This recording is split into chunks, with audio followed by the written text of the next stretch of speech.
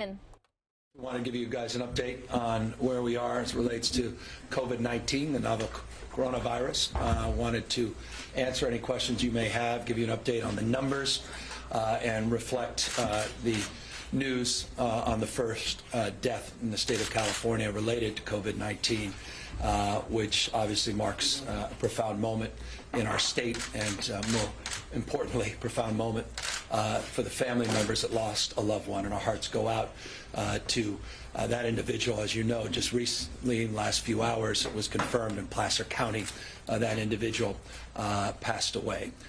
Number of cases in the state of California is 53, and I want to just reinforce that. It's 53. I've read a lot, seen a lot, been a lot of media reports about the number of people that have tested positive in the state of California. That number as of today is 53. I'll remind you that includes 24 individuals that were repatriated in the state of California, 29 individuals that have subsequently been tested positive. As you know, we moved into the phase of repatriation going back early part of January, more formally at the end of January is the first phase of our engagement as it relates to the novel coronavirus. The second phase of that was monitoring people that had come through both San Francisco International Airport as well as LAX. That number at the time, you may recall, was 8,400.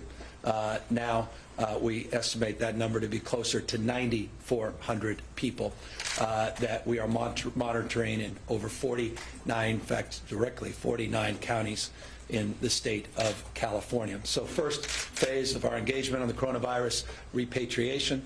Second phase, the monitoring of people that came in on commercial flights through those two international airports, and those are currently being monitored, again, by 49 jurisdictions in the state of California. That number now totals 9,400. The third phase was last week or so, first community spread case in the state of California, here in Northern California. And as you know, community spread is no longer just in the northern part of the state. We've had a number of incidences throughout the state of California, no longer north, now in Southern California. We have accordingly, with this new ICU patient that passed away, entered into this next phase that has required me, under the circumstances, to advance a proclamation of a state of emergency in the state of California. This is not something that I say hyperbolically and shouldn't be reported as such. It would be incredibly misleading. The proclamation is to serve to help advance our resources, to loosen up our regulatory environment, to provide some clarity in terms of jurisdiction and oversight capacity as it relates to the access and utilization of state properties, be it fairgrounds or other state properties, and allow us to preempt local land use if indeed we feel that is appropriate. It allows us on the competitive bidding frame to move forward with our kind of procurement that's necessary with the sense of urgency on medical supplies or other monitoring or suppression efforts that would allow us to move forward without any hurdles. It allows us accordingly to share data in a way that is, I think, advantageous to addressing the spread and making sure that all of our jurisdictions, local, regional, state, and federal partners are sharing that same information. It allows us travel capacity both on the EMS, emergency medicine side, as well as more broad travel capacity, and it allows us to access out-of-state talent. Allows folks to come in with their licensing and credentials into the state of California and maintain those credentials and licensing status to help aid our efforts. So that's the framework of the proclamation of a state of emergency. That decision was made not just because of the individual that tragically passed away today, but because of another circumstance that has developed that I wanted to update you on as well. The individual that passed away in Placer County, as you may have heard a few hours ago, was on a cruise. That individual went to a cruise, or went from San Francisco down to Mexico and back in February. February 10th to February 21st. That individual came back with a number of others into not only the Placer County area, but many other folks were on that cruise from the state of California. By one estimate, over 50% of the passengers, which total roughly 2,500 passengers, that does not include the crew, are Californians. We are working very closely with CDC and working closely with our healthcare partners up and down the state of California to contact all of the individuals from the manifest. And we are in possession of the manifest of those passengers from that cruise. And working with our local partners, they will be contacting people in their jurisdictions in every part of the state of California. Those that are not California residents, the CDC is advancing protocols to do the same for folks that reside in other parts of this country, and we are assessing how many people were on that cruise from other parts of the globe as well. What is important for you to know is the following. That cruise that ended on the 21st, that same ship set sail a few days later to Hawaii. That cruise ship is making its way back towards the state of California, specifically back to the city and county of San Francisco. It was due to arrive this evening. That ship, we've requested to be delayed, the arrival to be delayed, and the ship is currently off the coast, and currently that ship is now being delayed to provide ample opportunity for the CDC, partnership with Coast Guard and with state health officials to conduct tests, because we have a number of passengers and crew members that have developed symptoms on this cruise ship. It's a Grand Princess cruise ship. As a consequence, we are going to be flying testing kits to the cruise ship, and we are going to be sending those quickly back to the state, and primarily to Richmond lab, where we'll be able to test very quickly, within just a few hours, those samples to determine whether or not these individuals that are symptomatic just have traditional cold or flu, or may have contracted the COVID-19 virus. We also will expand the testing protocols to even more passengers, as there are a number of passengers that held over from the Mexico trip and made their way on to the second cruise into Hawaii. So we're availing the testing protocols not just to those that are symptomatic, but also to address some of the anxieties of those previous passengers that are holdovers on the second cruise. So we're holding that ship, which is thousands of passengers as well, off the coast, and we'll be conducting those tests. We're getting those test results back. We are working very collaboratively with the federal government and the CDC on the manifest of those passengers that disembarked in the state of California, particularly, as I said, those residents.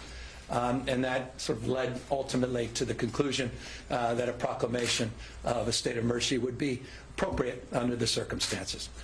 This proclamation, I want to point out, is not about money. It's about resourcefulness. It's about our ability to just add tools to the toolkit. We are well resourced in the state of California. I cannot say that enough.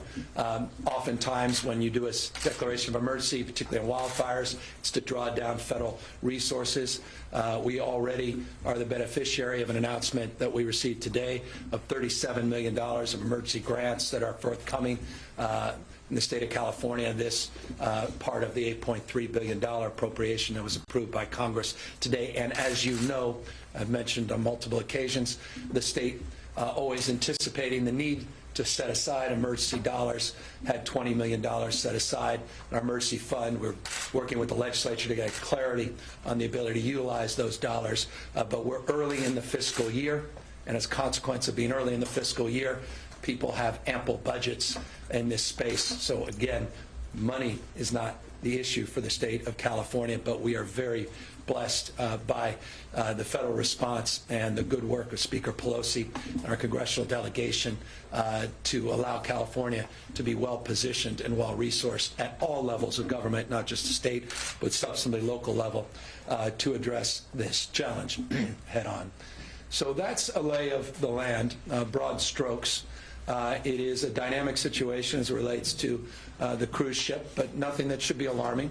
Appropriate protocols are in place, and as I said, the ship will not come on shore until we appropriately assess the passengers and appropriately assess the protocols and procedures once people make it back on to state land, state property.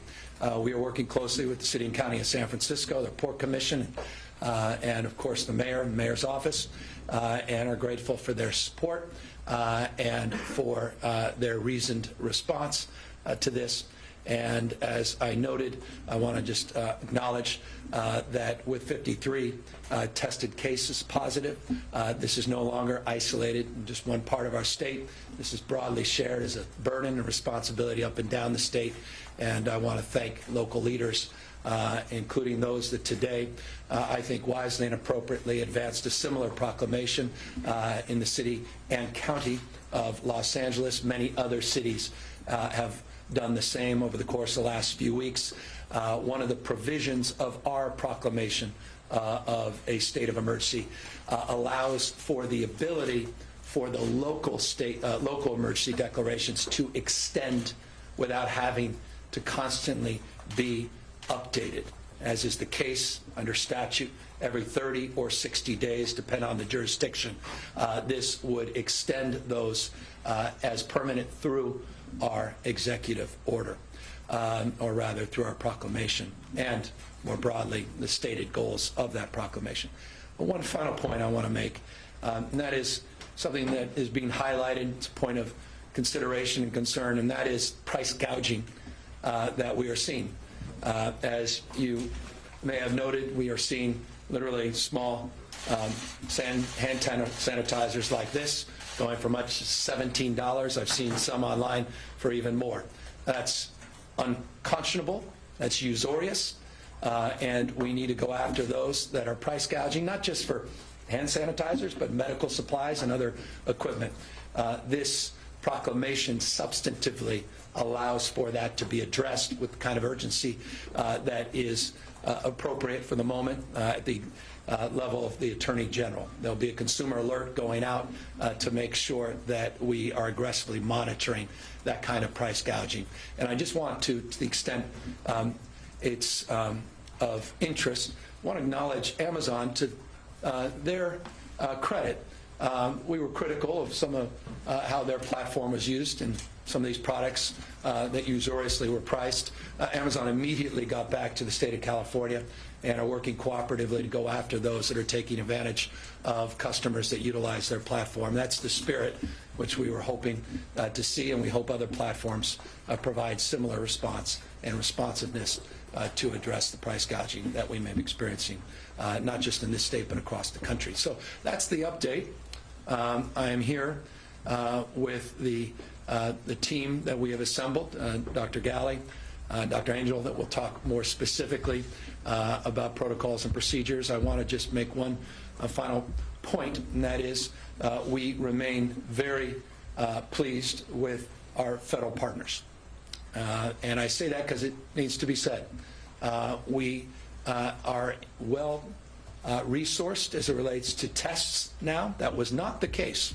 That was a point of critique, of concern in the past, but we have over 5,904 tests as of this morning that we can access with absolute confidence that will draw down as those tests are used and conducted. We're able to draw down more federal support in that space. That's just an important update, because that, again, remained a point of concern just a week or so ago. Now it's a point of compliment as it relates to CDC allowing the availability of those tests, as well as the addition now of 14 labs in the state of California that are allowed to conduct those tests. That number will increase over the course of the next few days. It's 14 today. I expect that number to go as high as 20 in the next number of days. And we are also looking to resource our incredibly rich university system and research system, and the protocols and procedures, and incredibly well-established work they're doing in genomics as well, to amplify those efforts. There'll be more on that over subsequent briefings, but just know every resource in this state is being tapped in that respect, and we are blessed to have a wealth of those resources here in the state of California. So with that, I'll move it over to Secretary Galley, who will talk more specifically and update you, and of course we're here to answer any questions when we're done. Thank you, Governor. Mark Galley, Secretary for Health and Human Services. I want to start by sharing my deepest condolences on behalf of our entire agency with the family of the patient in Placer. We knew this sad day would come.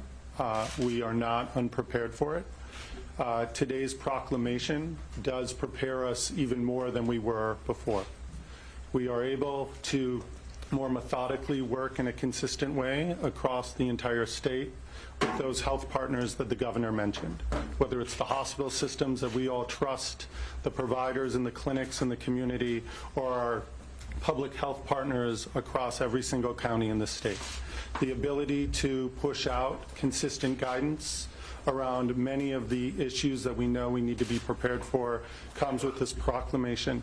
The ability to continue the ongoing work with the CDC and other federal partners to assure that we have access to the federal stockpile for supplies when Californians run short is a very important assurance that we have, as the governor said, enhancing our toolkit. The ability to work with the most vulnerable populations as we learn more about COVID-19, and the fact that older Californians are more vulnerable than younger Californians, that specific populations that don't easily isolate or have easy social distancing measures, we are standing and preparing to provide some of those solutions. So in aggregate, we know today that COVID-19 is still a disease that most people who get it do not experience severe symptoms. But we recognize that in certain regions and in certain populations, they do experience more severe symptoms and require our hospitals and our clinical delivery system to be prepared for that. We continue to work on our pandemic plan for the state, modeling exactly what we expect to see in the days, weeks, and months to come, and preparing for those scenarios. We are working hard with the specific hospitals in counties where we're seeing cases now, and preparing to work with additional hospitals and systems across the state as we anticipate more cases to emerge.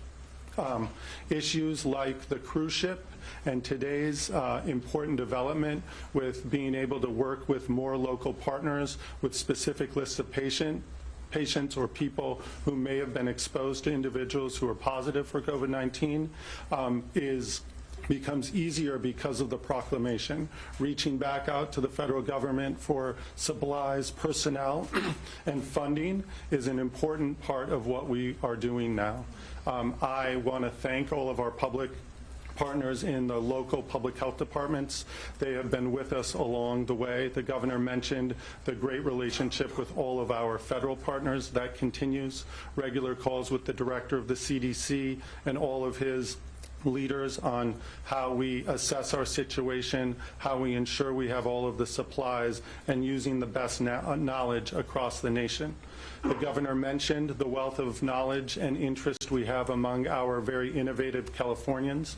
We have welcomed a lot of great interest and ideas, and we are working with a number of people across the state to make sure that our already robust system can be as great as California can expect.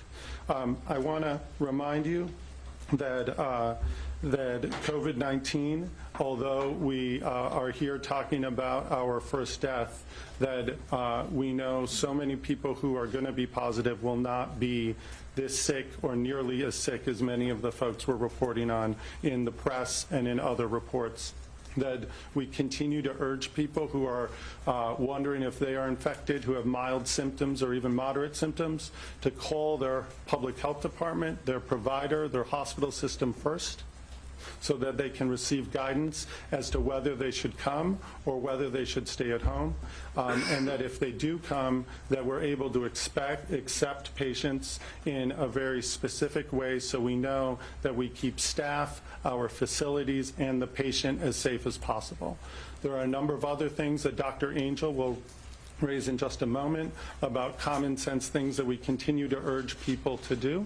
And so despite this turning moment in our effort and response, we continue to feel confident about our approaches, about the information we receive, our partnerships across the state and across the country, and we look forward to ongoing updates as we invest time and energy into pushing out guidance to folks across the state, not just those in the health delivery system, in the public health system, but to all Californians so they can stay abreast with this important situation.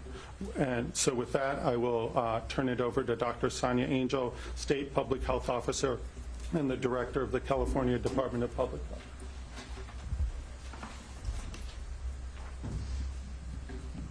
Hi, thank you very much. As mentioned, I'm Dr. Sonia Angel. I'm Director of the California Department of Public Health and State Public Health Officer.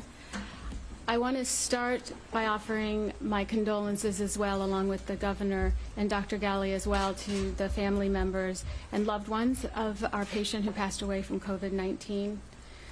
As public health officials, we had hoped that California could be spared this loss, but we've been planning and preparing for it, for the possibility of it, for a long time. Currently, as mentioned, California now has 53 confirmed cases. These cases do spread out across the state, but I want to really emphasize that for the health of the general public in California, the risk remains low. I know and I acknowledge that in Placer County this morning, the local health official noted that the risk in that community increased. This is a quickly evolving situation, and just as while the risk to the health of the general public in California remains low, I encourage you to pay attention to notices from your local health authorities regarding the risk in your community. We will also alert you as risk changes in communities over time, but this is also not unexpected. As Dr. Galley mentioned, I also want to just emphasize that if you don't feel well and you're concerned that you may have symptoms of COVID-19, that you indeed call your health care provider or your county health official first. Do not go directly to the hospital. It's very important, or to your doctor's office. It's very important that they understand your symptoms and they can advise you from there what the most appropriate thing is to do. Thank you. Thank you. And I want to bring up our OES director, who will talk about our pandemic planning and the tabletop exercises that are underway and the work we're doing to run scenarios on surge capacity, on procurement strategies, logistics, and the like, to give you a sense of the totality of our preparedness as it relates to this issue. Good afternoon, Mark Gallarducci, and Governor's Emergency Services Director. Let me just start off by first joining the other speakers, offering our heartfelt condolences from the men and women of the Office of Emergency Services to the gentleman that passed this morning. Let me begin by saying, in the overarching efforts of coordinating the state's response and supporting the lead agencies, the Department of Public Health and our Health and Human Services Agency, we have brought together the various elements of the state family across all the state enterprise, begin the process of evaluating the existing pandemic plans, reviewing the capacities and the capabilities that exist within the state family through our partnerships with private sector and through our partnerships with local government, in our ability to make sure that in the various phases that will be occurring in the coming days and weeks, that we remain out in front of this particular situation as it continues to evolve. We know that this is a complex and evolving situation, and each day We are getting new information, but we're also anticipating that information so that we remain in a place where we are ready to respond effectively and in a coordinated fashion by pushing out appropriate supplies and commodities. And then in the event that a more broader activities or actions need to take place, we'll be ready to message those appropriately and support the communities and all of the public in California at large. Our State Operations Center was activated on Monday. We're going to be broadening that State Operations Center activation by tomorrow. Our federal partners from the U.S. Coast Guard and FEMA and the CDC will be embedding with us in our State Operations Center. There are a number of local operations centers that have also been activated. We're supporting those local emergency operations centers with coordination calls and information. We've actually deployed personnel out to embed with those local emergency operations center.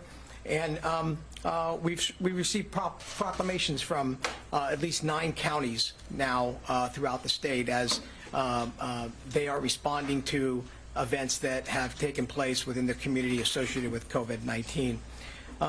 We're regularly doing conference calls with all of our both public health officials and our emergency management directors throughout all the counties in the state. And we're coordinating closely with our fire, law enforcement, and emergency medical services partners to ensure that they have all of the critical guidance and information that is necessary. And we looked at and are updating all the existing guidance we have to meet the current circumstances as they continue to evolve. Again, remaining out in front of this, being able to push out guidance, and there'll be continual guidance coming out for public safety, for schools, for healthcare workers, et cetera, through the Department of Public Health, et cetera. Over the last couple of days, we have begun to actually provide commodities to local governments that have made the request, predominantly N95 respirators for healthcare workers and other public safety personnel. We'll continue to do that, but there have been there's a multitude of other cascading and complex needs, and so we are working closely with our local governments to meet those as necessary. Let me just close by saying that this is sort of a marathon, not a sprint. We're going to continue to be positioned to basically respond accordingly, and we really I ask that all Californians listen to your local public health providers. Make sure that you follow directions of basic hygiene, hand washing. Make sure it's a good time for all families in California, individuals, to check their emergency plan. Make sure you have supplies, the things that are necessary, like we normally talk about here in California. You live in sort of a disaster-prone state, and so we always talk about preparedness, and it's a great time to review your personal preparedness plan. With that, I'll turn it back over to the governor. Thank you. Just 2 additional points, and we'll happily answer any questions. Obviously, it needs no explanation, particularly with the difficulties and tragedies that have occurred in, north of us in our neighboring state. We are particularly focused and overlaying disproportionate amount of our energy on nursing facilities, senior centers, all other congregate living facilities as well, for people with developmental disabilities and the like. I was pleased to hear Vice President Pence speak to that as well today. So it's a focus frame of urgency. The federal government certainly is from the state of California's effort, and we're working very closely with our partners in that space, as obviously the vulnerabilities are much more acute for our seniors. I also want to make a point. Someone who spent roughly half my life in Placer County. It's a large landmass. It's a small community, and I know how impactful this has been, even beyond the direct impact of family members have lost a loved one and friends to that broader community. And so we are very sensitive to the needs of rural California and rural communities, and we recognize our unique responsibility to do more to soften the edges and to make sure that we're present and prepared to meet their needs as well. I want to extend that because we also have another case that we are monitoring very closely in Sonoma County, an individual that apparently was on the same cruise that is in very difficult condition. And I can't comment more specifically than that, except to say we have one other case, an individual on that previous cruise that apparently was with this gentleman as it relates to that trip to Mexico. It gives you a sense of the enormity of weight, the human toll that this virus can take on the most vulnerable. At the same time, I'm a father of 4, and having spent a good part of my day with my children yesterday at Sutter Sport, dressed in appropriate historic garb, talking to teachers, talking to parents, talking to other children.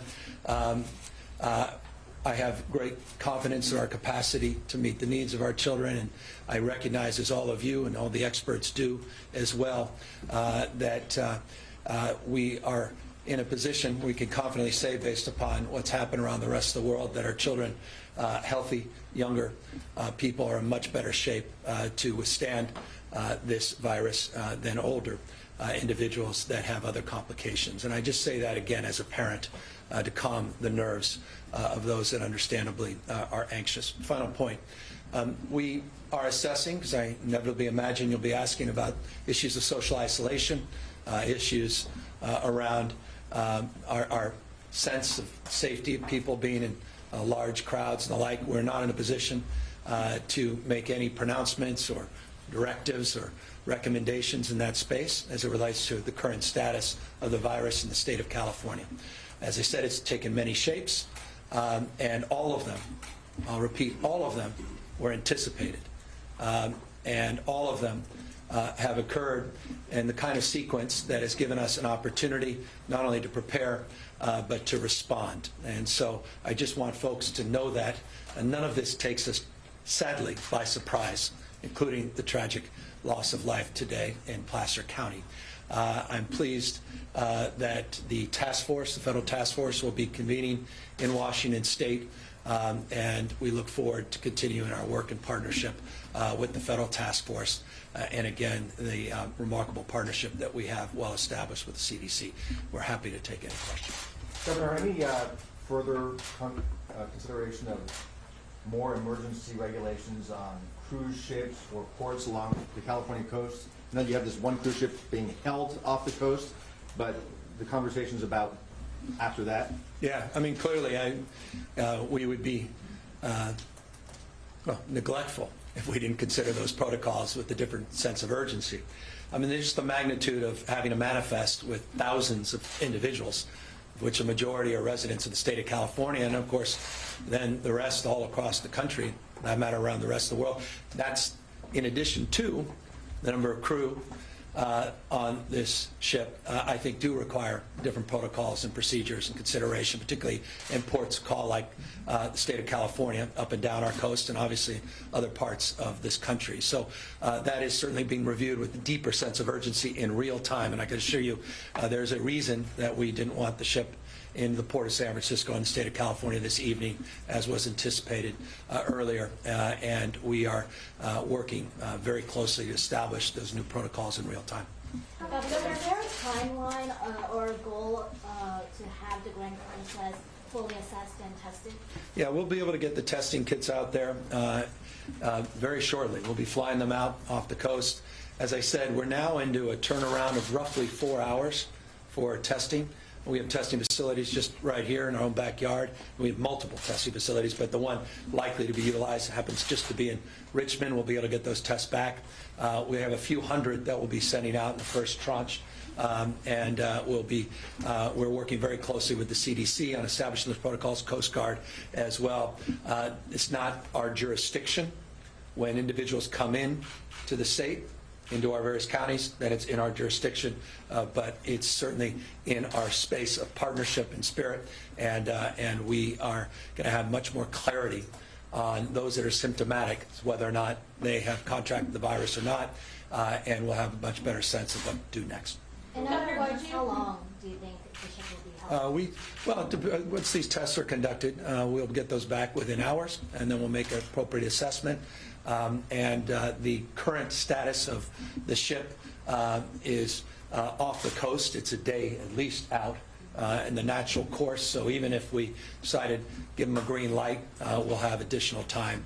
But this will provide as much time as needed to secure the safety of everybody on board, secure their health, and then more broadly, the community that potentially could be impacted by thousands of people disembarking and then going to many ports of call through airports, large and small, not only throughout the state of California, but all across the rest of the United States and around the rest of the world. Governor, we have passengers who have already returned to the state and were not still on that ship. Yes. Are there concerns about whether we can actually contain this? Well, as I noted, there's 2 individuals, one that tragically lost life, another that we're monitoring that we know were on the ship, that were on the manifest, confirmed. And we are monitoring, I think you may have heard of a number of people from Placer County, particularly were on a tour that were on the bus coming off the ship, off the cruise. And so those are particular interest. And I want to just let the folks know they may be watching this on the evening news themselves, learning about tragic death of someone they were on the cruise with that may not have been contacted, to contact their local health department, and we will quickly assess their needs and provide the appropriate support. By the way, I want to remind people one of the more significant announcements was made today as it relates to the essential benefit now of a lab test. That's been an impediment for people that don't have resources to want to even access the test because they can't afford it. So I want to remind people in the state of California, our Medicaid in California is Medi-Cal. If you have Medi-Cal, it's reimbursed. If you have Medicare, it's reimbursed. If you have a private health plan, it's now an essential benefit, it's reimbursed. That is very significant. So people should not feel any anxiety about requesting and demanding the test. And the reason we are so focused on tests is we want point-of-contact diagnosis made available everywhere. And getting these tests out, not only the kits provide multiple individual tests, and getting those across our health delivery system is critical and gives us a better sense of what we're up against. Accordingly, there will be a point in time where it'd be nice to do community surveillance so we can more broadly assess community at large, not just individuals that have symptoms that are requesting the test. We will not know the scope of this until we broadly test, not just individuals that self-identify themselves as in need of a test. And I think this is a critical next phase and part of the conversation everyone should expect we'll be having. But we have the resources, we have the capacity. By this evening, we will have contacted every county health official that has someone that came off this cruise that has appeared on the manifest. They will have their contact information, and they will begin the process to contact those individuals. That is not an easy job. I'm not naive about the scope of quite literally hundreds and hundreds of people, but we have the capacity to do it. People from Mexico. Sorry, Dad, was that? Do you believe people should take cruises these days? Are you recommending or Let me answer that question in about 48 hours when we assess a little bit more of the facts around this. Look, there's obviously heightened anxiety, and that's heightened anxiety that we are quite familiar with in the state of California as we repatriated another cruise from overseas that experienced a similar outbreak and then quarantine. So this seems to be self-evident, more of a trend, and I think it's going to be need to be dealt with head-on by the federal administration. And if it's not, we will certainly assert ourselves much more aggressively.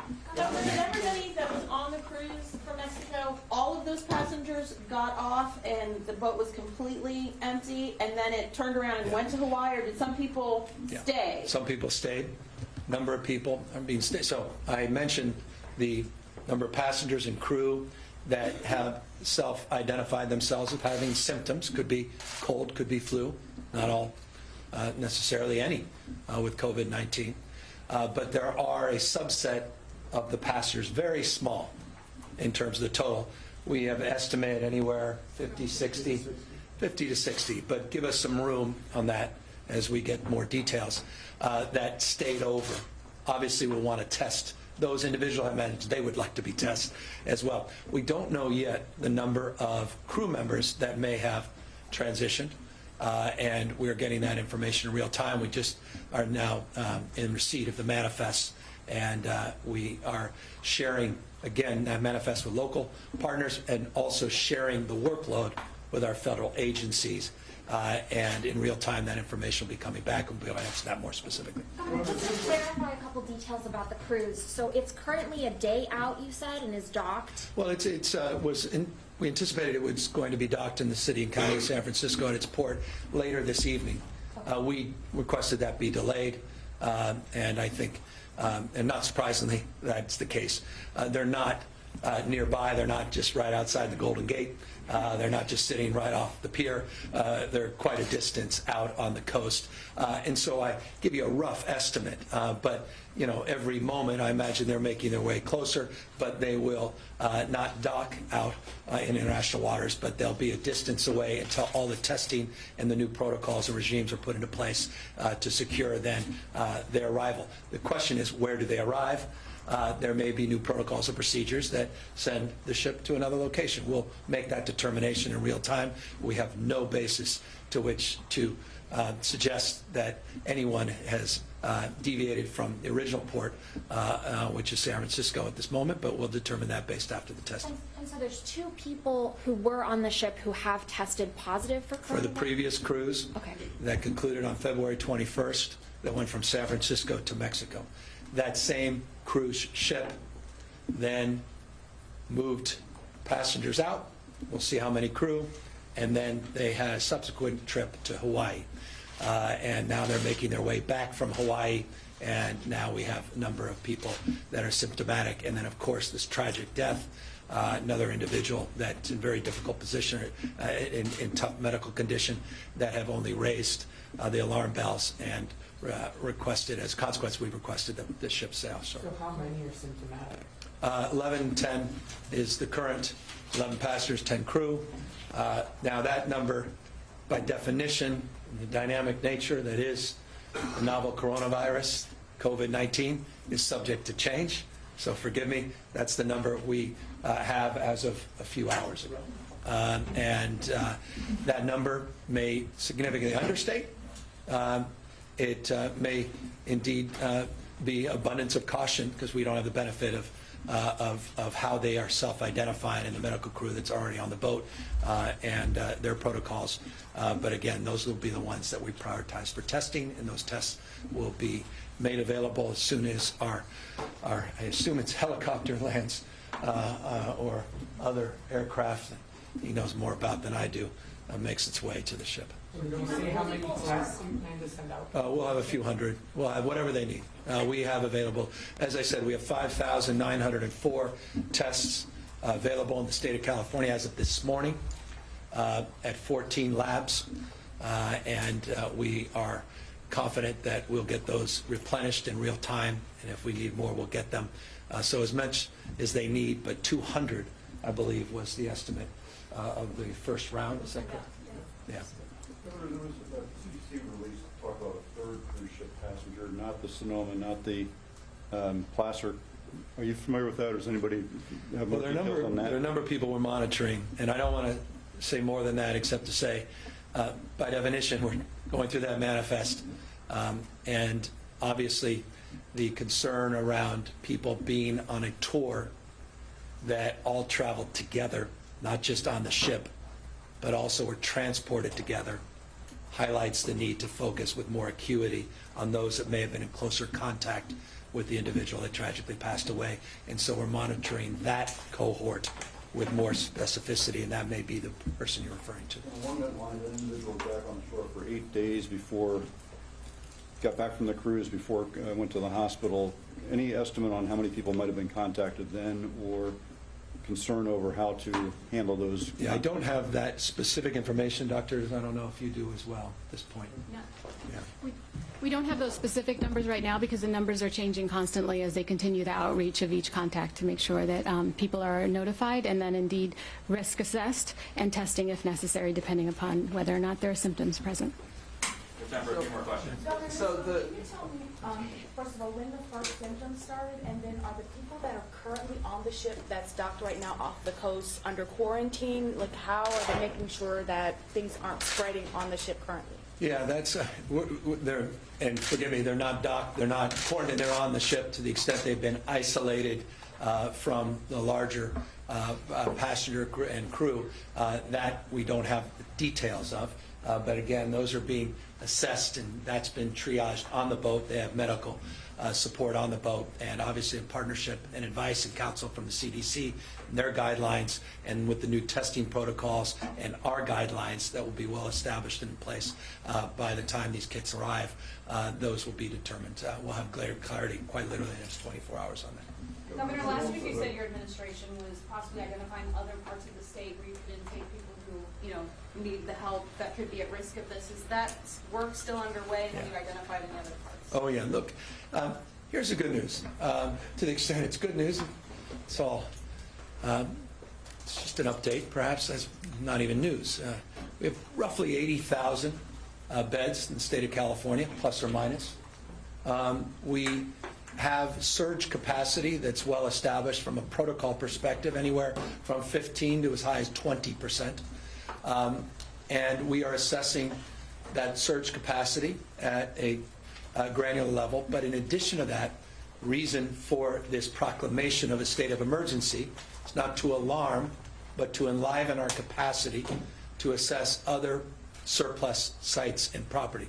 We first look at triaging those individuals that are currently in the system as the top priority. If you're looking to get an elective surgery, perhaps depending on geography and determination assessment, we may ask you to delay that for a moment. If you don't necessarily need to be in an acute setting and you're in a campus-like setting, many of these hospitals associated with other buildings, we would look to assess that capacity. Then we would get into more focused areas of looking at, for example, mothballed facilities. There's a number in Northern California, a number very large ones in Southern California, large hospitals that are in incredibly good condition, that have struggled financially or in parts of a current merger or litigation, looking to access those sites. And then, as I spelled out in this proclamation, we are looking at state facilities, fairgrounds, and the like. So that gives you a sense of the totality of the inventory that we're looking at. We're well positioned, I think, to address even the more extreme planning scenarios that we are processing. Yeah. So is Fairview back up to the table? Fairview seems to me relatively minor part of the totality of what we're looking at. It may be, but there's an injunction. It's not off the table, but our table is significantly larger, I assure you, than Fairview. It seems rather small in hindsight. What about Sonoma State Hospital? Is Sonoma State Hospital? We're looking, I don't want to prescribe any specific because there's a process to which we adjudicate the benefits and we don't want to surprise people. We're looking organically bottom up for that assessment. And the reason why is the protocols that are already in place require these surge assessments to be part of local pandemic planning. So they already have their protocols. They'll present those to us. We'll adjudicate them, we'll aggregate them, and we'll help prioritize them. So that may not be part of the larger menu.